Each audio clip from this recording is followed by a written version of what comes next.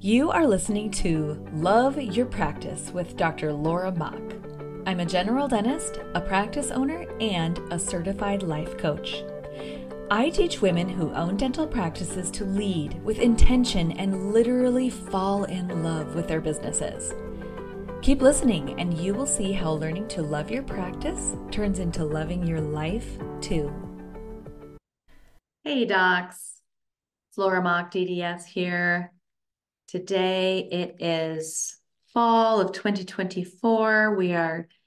I'm up here in Iowa where we're having a warm and dry fall, but some people might be down in the south, maybe have been impacted by either Hurricane Milton or Helene, and I hope that each of you is safe. I hope that your practices are okay. We are thinking of you. I do have one client who doesn't have power in her practice right now, but it was not flooded. How's everybody else doing? Well, it's kind of a stressful time anyway, too, right? It's election season. I don't know about you all, but as we get closer to the election, I get more patients who are like, "Let's think about that. I don't know if I want to do that right now." And so there's that kind of impact, and plus just, I don't know, it's a stressful time. So I'm glad that you're showing up with me here today. So I have a very special interview to share with you today. I interviewed Dr. Erin Sheffield, who has been a friend of mine since the early 2000s, back when chokers were popular for the first time. I mean, they're coming around again, aren't they? Um, and she and I were in a little Yahoo group together, and I'll let you hear the history on that. But what's really amazing is all of the influencing that Dr. Sheffield does outside of her private practice, which you're about to hear about. She speaks.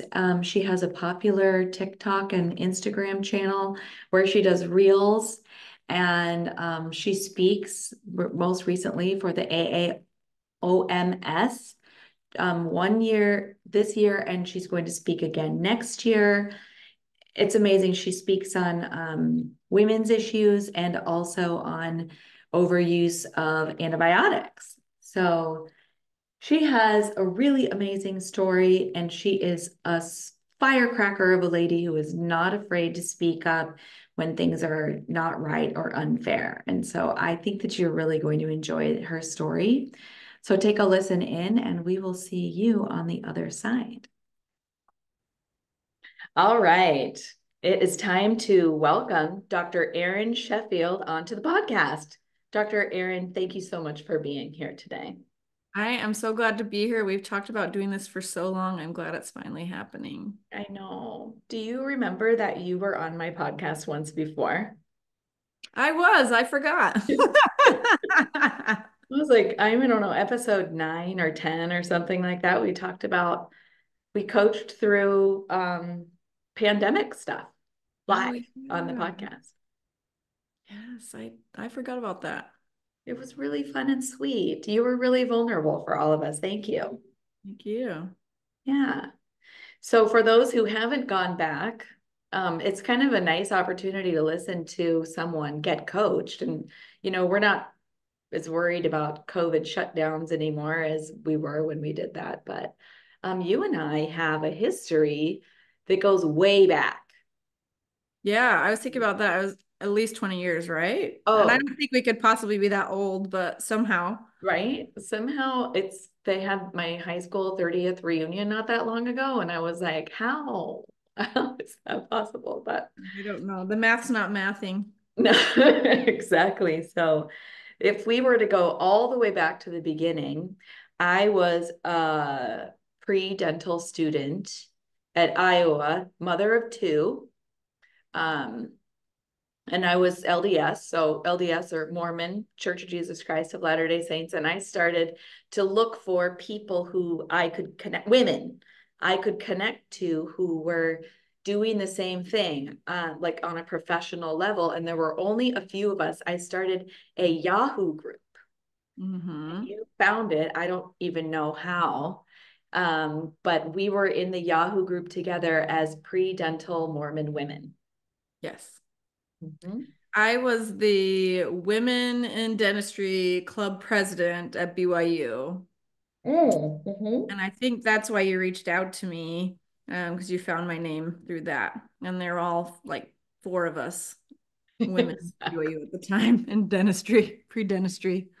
So, and then what happened was I said, hey, you should apply to Iowa when it's time to apply. And you did, and you got a scholarship. So you ended up coming to the University of Iowa with me. Yeah, and that was amazing. And I always tell people, Laura, that you are one of those like pivotal people in my life. Like you changed the path of my life. I don't think I would have applied to Iowa. I don't know if I would have come for the interview once I had applied if I hadn't known you. And you were always such a good mentor to me. You picked me up from the airport. You walked me through my first tornado warning at your house. That's a very memorable interview trip as a girl from Utah. Experiencing a tornado. You know, you drove me to and from the interviews and to the airport, and you were always just so helpful. And you've always been a mentor to me. I always appreciate that. You've coached me through my practice, and you've just always been someone that has been really important to me. Well, it So, has been my pleasure because honestly, I brag about you anytime I get because you have some really unique credentials. And I just am like, listen about my friend, Erin Jackson. And then I'll say all the amazing things about you. I mean, because there really aren't that many, there's a few more now. There's not that many Mormon women dentists, right? right. But then you hold another really specific, amazing qualification, which is that after you went to dental school, you became an oral surgeon. Mhm. And that's just, I'm just always amazed by that. What is the percentage of women in oral surgery right now? It's about 8% right now.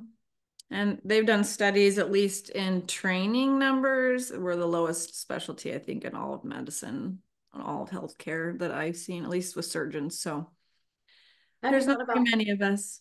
have you thought about why that is? I have my own theories. I want to hear if yours are the same. I just gave a talk on this kind of adjacent topic at our annual meeting for Amos. So I have a lot of thoughts. I think some of it is that we just haven't prioritized adding women into our marks more than some of the others. So, for example, we used to be above like orthopedics and similar to neurosurgery. You know, general surgery numbers have always been low, and now general surgery numbers are approaching parity with men. And so some people say, well, lifestyle. Well, I can't believe that like neurosurgery, orthopedics, or general surgery have a better lifestyle than oral maxillofacial surgery. So like it can't be that. To me, they have really made some initiatives in some of these other specialties to try to mentor women and encourage women to apply and to have special interest groups and et cetera to support them. And I don't see our specialty doing that as much. That's part of it. So you're seeing a lack of reach out, a lack of support, a lack of, as a profession, going, we need more women. How can we do that? And actually taking action as a group. I think so. Like, for example, my husband's an ears, nose, throat surgeon. So last year we were uh, at a conference for him, and their keynote speaker spoke about women in medicine and in surgery, and specifically in ENT, and some of those challenges and disparities. And that was their keynote speaker address. And we gave this talk, I would suspect, kind of the first talk on this subject. And it was Saturday morning at 8 a.m. at the end of the conference, you know, kind of in a back room. So, you know, I just don't see them putting it forward as much as as an initiative. Hmm. What do you think? I mean, I have so many more thoughts, but that's kind of a big one. Well, and this gets into the wider that I wanted to talk to you about anyway, topic of barriers that women face as a professional, but also in medicine and then especially in dentistry. But I think that when you're a man, and please excuse me if you are a man listening to my podcast right now, you you have a place in society that's a little bit comfier, a little bit less uncomfortable. Like there's some privilege there, some status that unless you are willing to step out and see and like do the mental work to notice that you have privilege, you never take that initiative to fix the privilege or the disparity, right? And when you're also a surgeon and you are used to a certain level of respect and a certain level of like, oh, his time is important. So let's make sure he has enough Diet Cokes in his fridge at his office so that he can focus on the valuable parts. You know, like if that is your life, then maybe you don't have take the opportunity to say, how can I make my profession better by let's get some more women, you know? It's just this comfortable place to be where you haven't had to do the hard work of thinking, how could I make this better?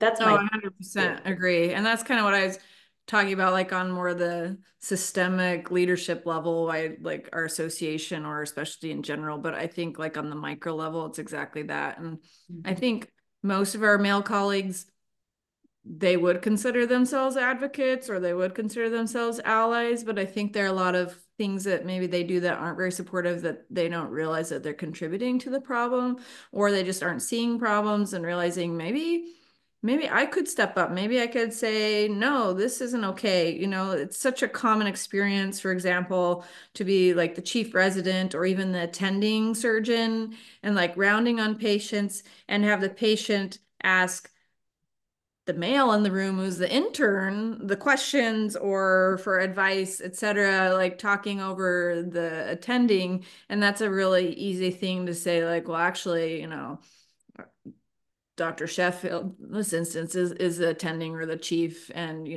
let's defer back to her. There's little things like that that we can do. One thing that's really common, one of my friends was being introduced as a speaker at a conference, and all the men were introduced as Dr. Smith, Dr. Jones, Dr. So and so. And then she was introduced by her first name, and then here you go, sweetheart, and like the just being treated in a different way than our colleagues.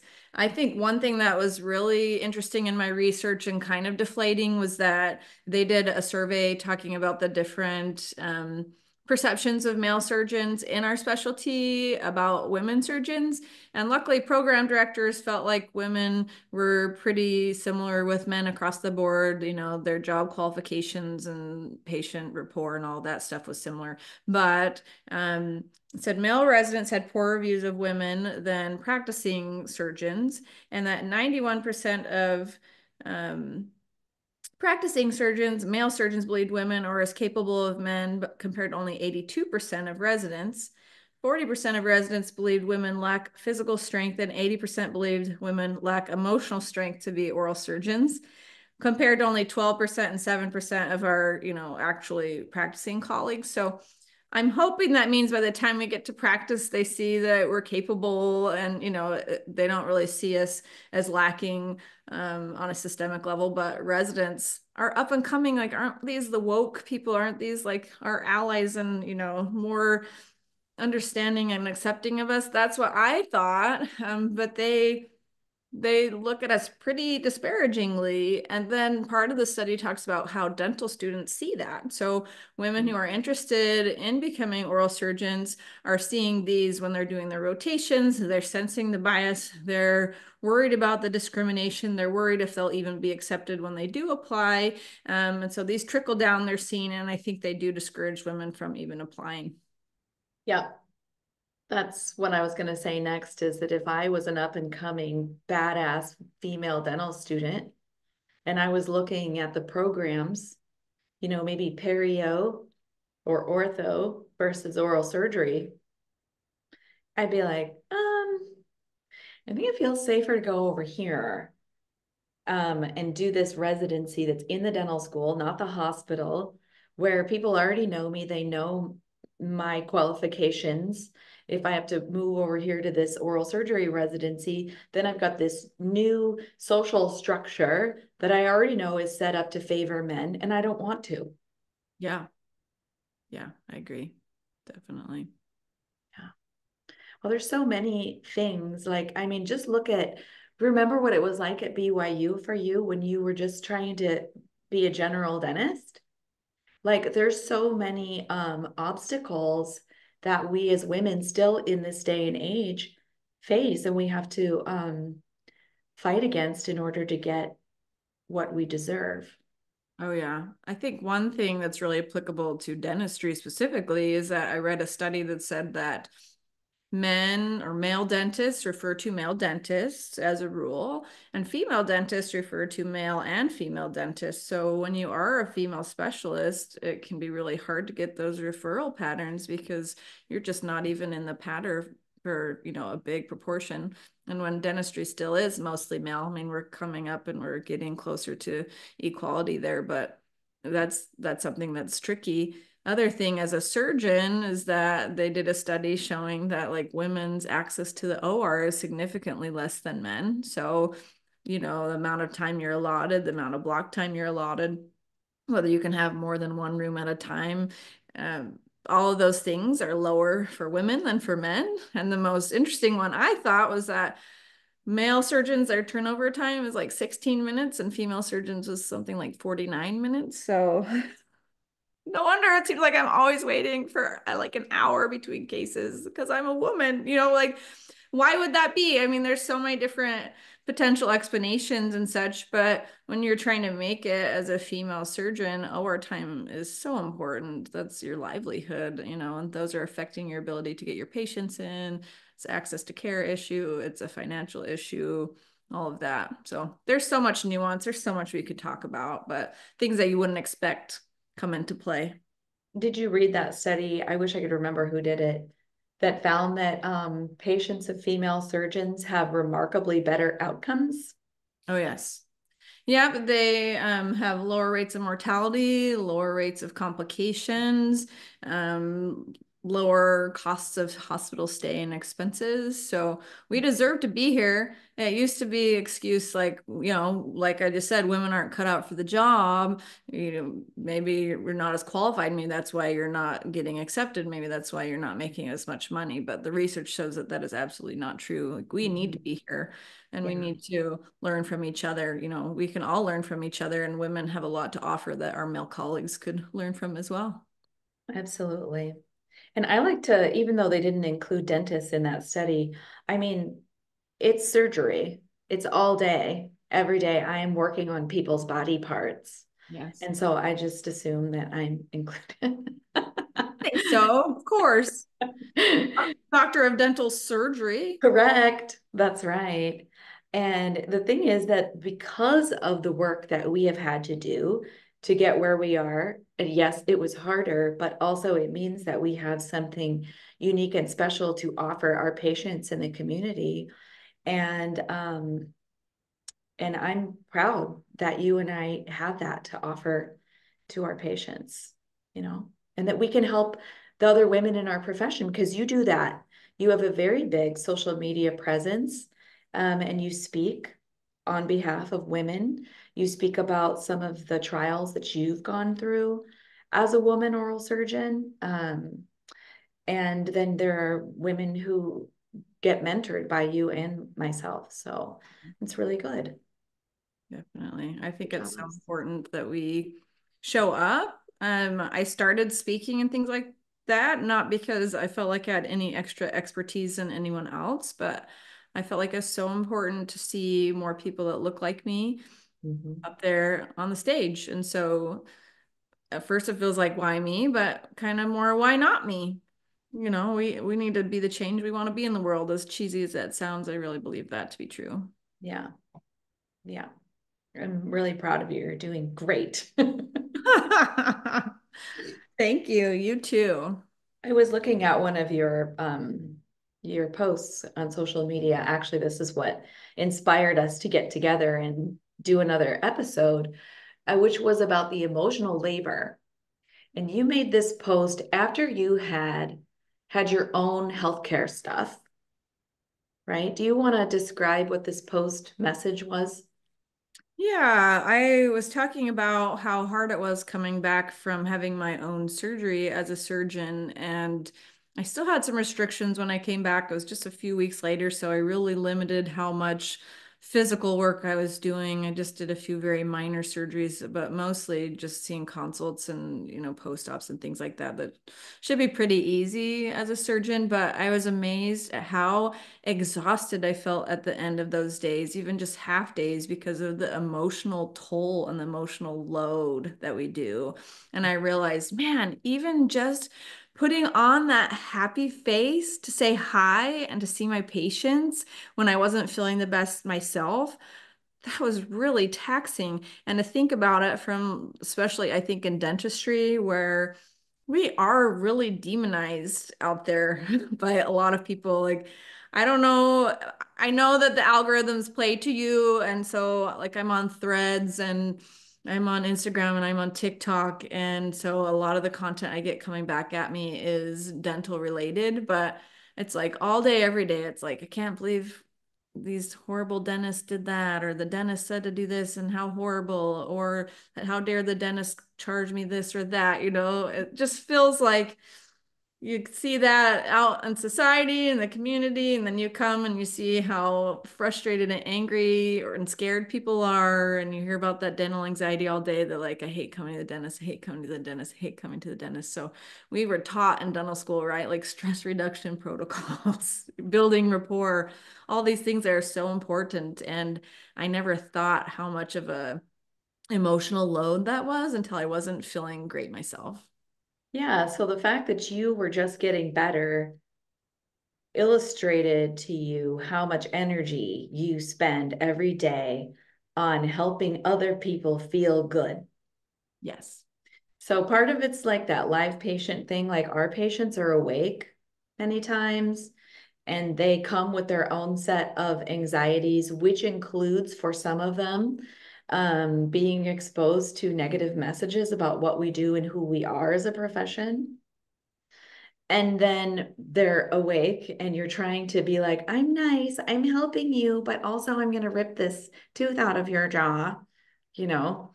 Or for me, I'm going to cut off 75% of your tooth so we can put a crown on it or Right. whatever, you know. Right. Then there's managing insurance companies, both like giving the insurance companies have what they need so that we can get paid, and also helping patients understand their relationship with their insurance, which includes patients calling upset because their insurance didn't cover like they thought it would. And then, and I feel like this one's at least as big, is managing your employees and being a leader in a way you're having to put on this happy, hi, are we ready to have a great day? You know, that kind of thing. If you add up all of those things, it's a really big slice of your energy pie. Oh yeah, 100%. Couldn't agree more. It's a lot. And I think when it's like day to day and just my routine, it took like being off for a few weeks and getting out of that routine and not feeling my best to realize this is a lot. And in some ways, I feel like it's getting harder. The economy is really tough right now. I feel like my practice has slowed down a little bit in response to that. People are really struggling. And so dentistry, unfortunately, tends to, I think, take a lower level of importance to people. They try to put it off a little bit longer. And so sometimes their problems are a little bigger by the time they come see us. It's a little harder to manage expectations or to, help them get through these things, finding out you have to lose a tooth or get a root canal and these expensive kind of scary things that maybe they weren't expecting. It's hard to be the one that's trying to again manage that emotional side too, because they often are upset or angry or anxious, at best, and we have to try to present that in a positive way. Where when you think about it, my husband, again, ears, nose, throat, you come see him and you have a problem, and if he decides to take you to surgery, usually you go to the operating room and they put you to sleep and you wake up and you're better. You might have pain for a little while, but every single person almost who walks in our door, like, you're getting a shot right Yeah. now. Let me poke you in your gums. Now that we've met, let me Right. just poke you. Yeah. So that creates a lot of anxiety and fear. Yeah, it absolutely does. And it's interesting how, like, I'm really good at helping somebody manage their anxiety, but that doesn't mean it's got a zero net cost for my life. In many clinical days, I go home. Of course, I don't have little kids to take care of anymore like you do, but it's cook dinner and go to bed. That's literally all I will do after I've managed all that emotional labor. It's exhausting. It's physically exhausting to do dental work, and it's emotionally exhausting to do dental work. It's a Yeah. challenging, it's a very challenging field, and I think going into it, it's hard to even understand all the nuances. And that's not even talking about like the business side and Hmm. financial side, etc. Yeah. So if there's anybody listening here going, yeah, I'm tired, we're the two of us are with you, honey. We are, we are feeling it. Hmm. But Definitely. what do we do about it? Like, what suggestions do we have for these younger ladies who are in the thick of it right now and um, they've got this pull, insurance, patients, employees, maybe a family at home. What do you tell your people who you're mentoring? I What's your think advice? I think boundaries are really important, and that's kind of a you hear that all the time lately, in the blogospheres or mental health space, etc. And I think it is challenging and it takes a lot of practice to implement, but that's something as I get older, I'm getting a lot better at, and I think is so important. But it can be hard. But I think setting boundaries for yourself and for your practice, that's something I'm trying to work on. I was just telling Laura before we got started here, I'm trying to get my schedule to be more how I want it to be. And, I have to get my team on board to help that to happen. But trying to make my day look more how I want it to look, ways that energize me, keep the Mhm. team upbeat and happy, serve patients the best, besides just letting the schedule kind of land wherever it may. Another one would be, for example, I'm not currently taking call at our hospital, but they will still sometimes call me if they have an oral surgery issue. And so it sounds nice that I'm not on call. My husband's on call like a week a month.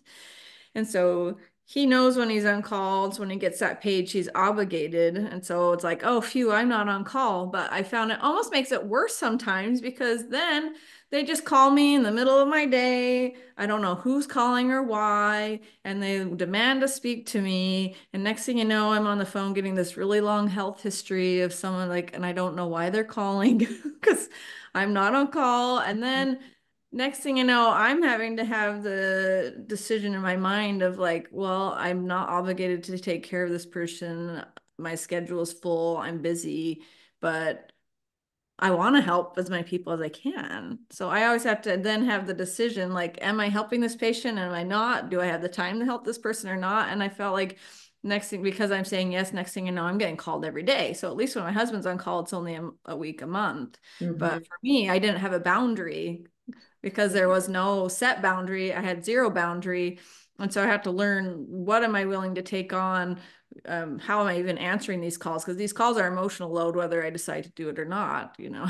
So things like that I think are really important. And then not letting patients abuse you. So I find it's really easy for me to just okay, you want it done? Okay, we'll do it. Or, okay, you aren't compliant. You ate and drank. Well, let's see if we can make it work. Now it's like we have policies in place for a reason. I find that when I break those policies, it comes back to bite me. So I Yeah. try to stick with those policies so we don't even have to think about it. So I know that was a lot, but No, it was good, especially I like what you said at the end with the policies, because the policies are the boundary. And it's an example of like when you decide you're going to set a boundary, whether it's who you're going to be in network with and who you're not, what hours you're going to see patients, what procedures you're going to do. In order to draw a proper boundary, you need to actually define it. yes. And you need to say, so like for example, I will have the ladies that I'm working with define when they will do certain types of care and when they won't. And that I make them write it down so that they can look at it and be reminded of that, so that in the moment when there's a decision to make, it's like they pre-decided. And all I they love have to do is decide to stick to the definition that they created themselves.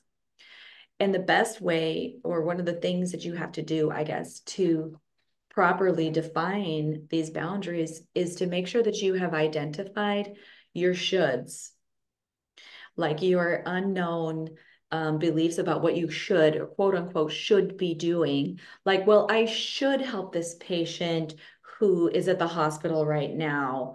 I should be nice and do this procedure that I'm not very good at, but Mrs. Jones wants me to do it. I should try to make everybody feel good. I should accept this insurance because even though it's shitty, all the teachers have it. Or you need to find out what those are with some self-reflection, because we don't see our shoulds unless we sit down and ask ourselves what they are. You need to find those and decide which ones you are keeping, which ones you are letting go of before you make the boundaries.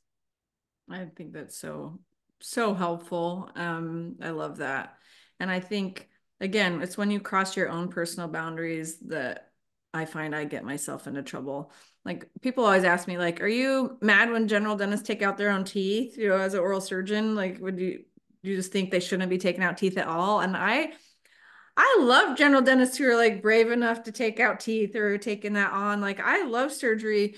Even if I was going to be a general dentist, I think I'd be one still doing surgery, but you have to know that boundary of what you're comfortable with or not. And I do get those cases occasionally. Like, for example, someone was struggling to get a tooth out for 3 hours. And by the time that happens, you can imagine how kind of traumatized and sore the tissue and the patient is. And how happy they are with you as their dentist. And almost always they come to see me. And for some reason, pretty much every time this happens, the tooth is out within 5 minutes. Like, you guys must loosen it up or something. And then the patient is like, why didn't I just come here from the beginning? And like, well, next time, but if you want to take out teeth, my advice would always be like, know your limits. Like, if you don't feel comfortable with a handpiece or reflecting a flap, maybe you shouldn't take out any but like the loosest of teeth. Or if this takes me more than 40 minutes that I'm living with a tooth and can't, then like, sorry, sir, we tried really hard, but I think you're gonna be better served with the specialist. I don't want to do any more damage or trauma than we have. But having those kind of boundaries with procedures, with how patients treat you, with how you treat your staff, et cetera, I think you have to do those in every part of your practice and your life. Yeah, I love that.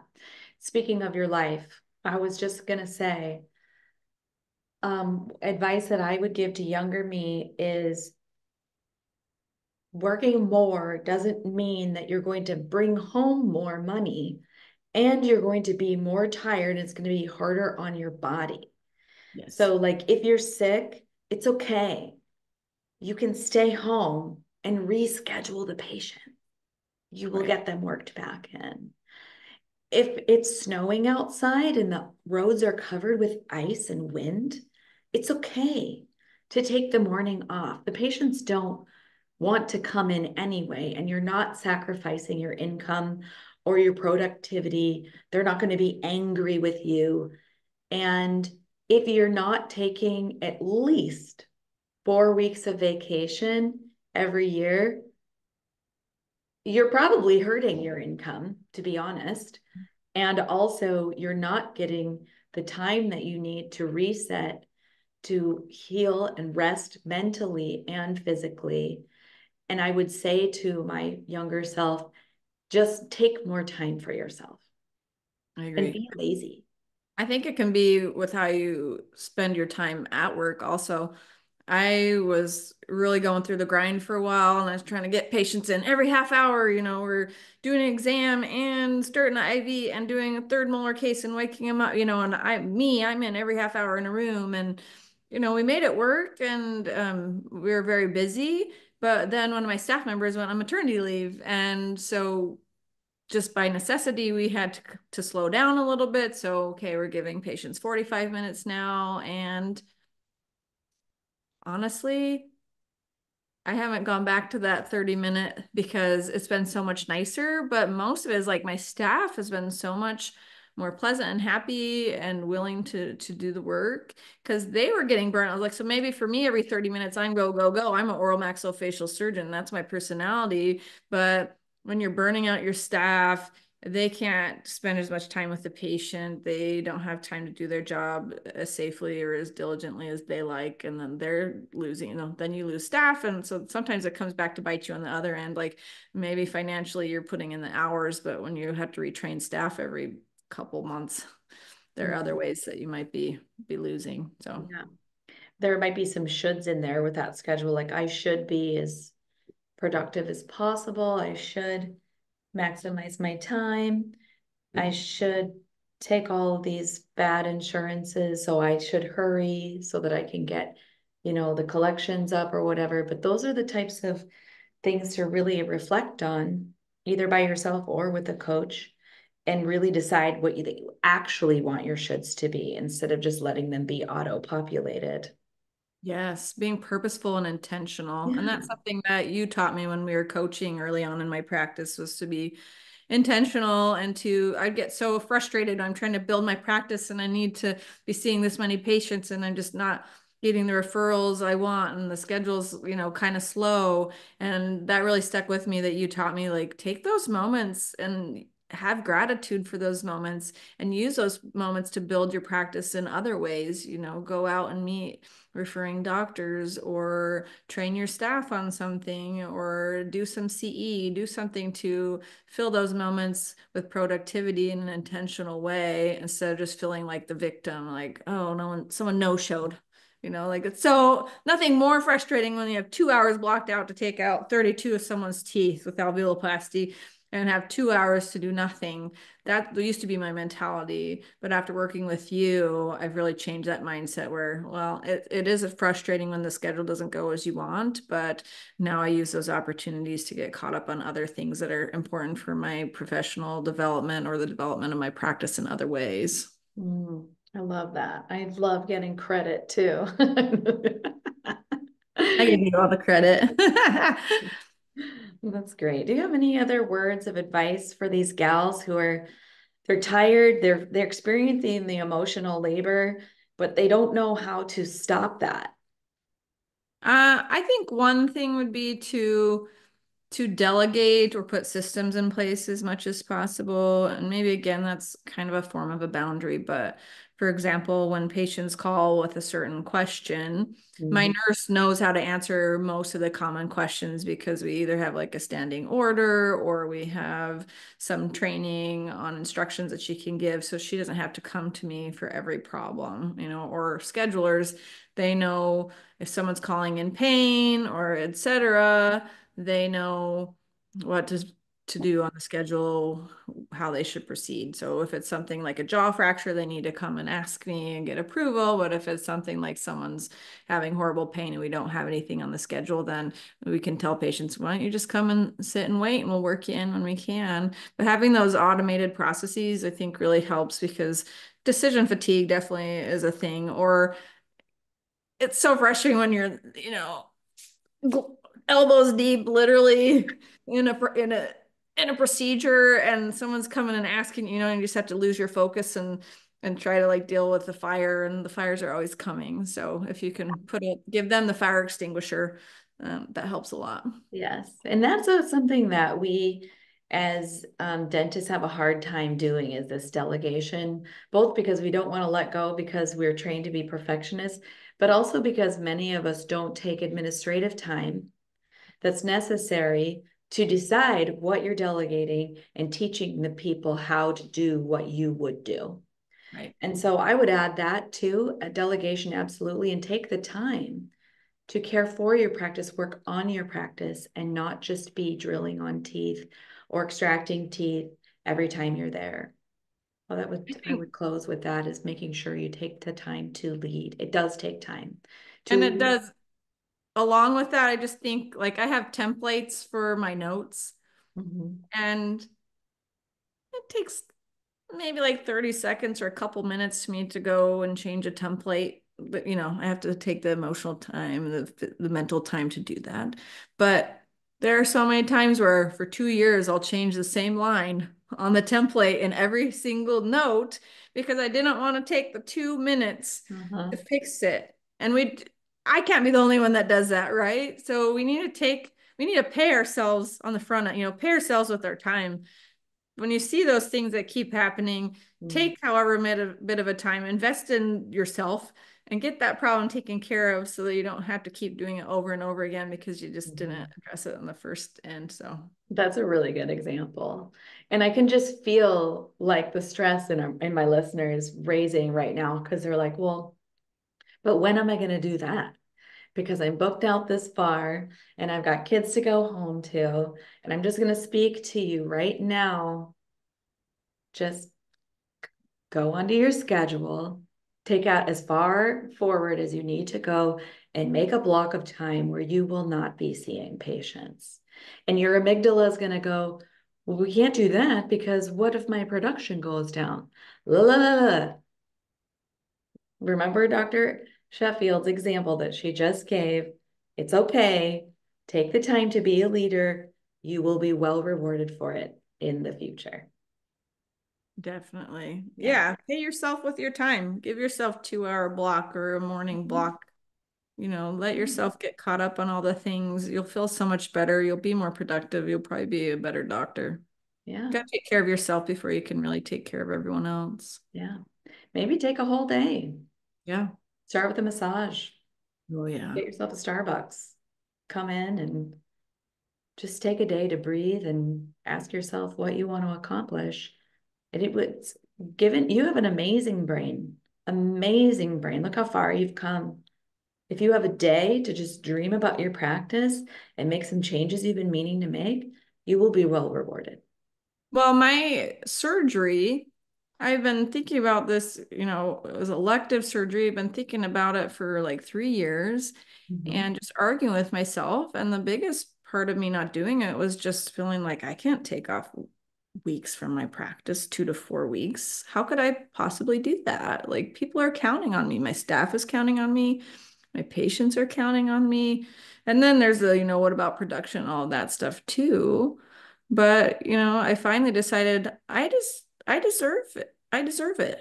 I deserve to take care of myself and get surgery that I need. Mhm. I deserve it, and I matter too. And taking that time off, it was physically hard to be off, but also I think from a mental health standpoint, it was just really nice to kind of reset and have some time to just decompress a little bit and come back, a little more refreshed and ready to go. Well, I like But really we matter. Yes, I like hearing this little internal conversation that you had in your brain where you had a should over here. I shouldn't take that much time off. And then you had maybe like your cerebral cortex and the goal-oriented part of your brain was like, no, I matter.